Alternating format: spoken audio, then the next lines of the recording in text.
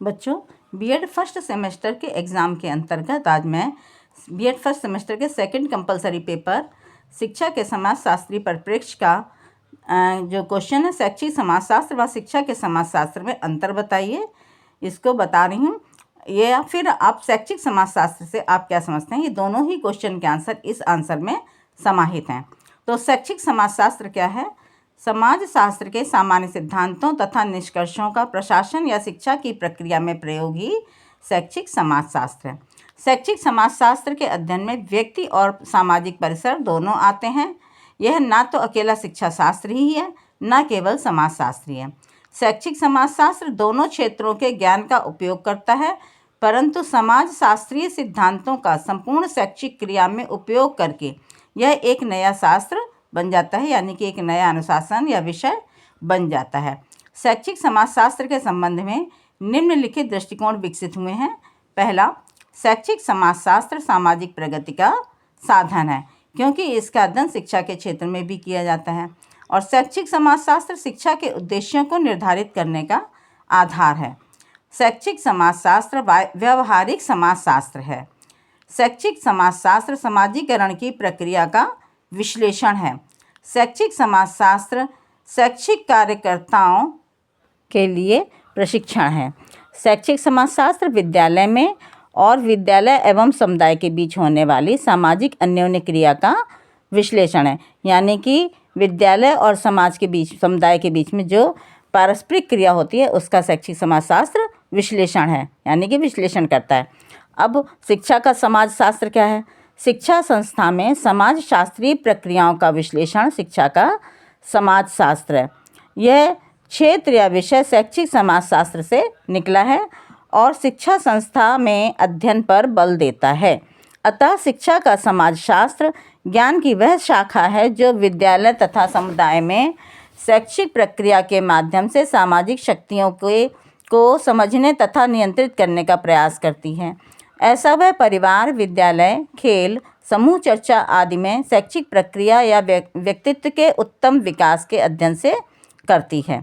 अब आप देखिए कि इसमें हमने शिक्षा के सामाजिक आधार आपको अलग से बताया, क्योंकि कभी कभी क्वेश्चन आ जाता है।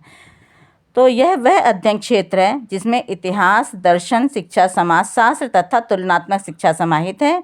यह अध्ययन क्षेत्र शिक्षा का समाजशास्त्र या शैक्षिक समाजशास्त्र दोनों से अधिक व्यापक है, यानी कि शिक्षा के सामाजिक आधार में आप शिक्षा का समाजशास्त्र और शैक्षिक समाजशास्त्र दोनों को ही समाहित कर सकते हैं, और इसमें आगे से आप और थोड़ा सा बता सकते हैं। अब इसके बाद जो है आप देखिए अंतर। तो शैक्षिक समाजशास्त्र यह शिक्षा शास्त्री की क्रिया है, यह अनुभवजन्य है और यह विश्लेषणात्मक न होकर के संश्लेषणात्मक है। शिक्षा का समाजशास्त्र समाजशास्त्री की क्रिया तथा ओरिएंटेशन है। यह समाजशास्त्री शिक्षा शास्त्री भी हो सकता है। यह प्रयोगात्मक तथा विश्लेषणात्मक है। इसमें देखिए यह शिक्षा के बर्निंग इश्यूज से संबंधित है, साथ ही शिक्षा की समस्याओं पर केंद्रित है।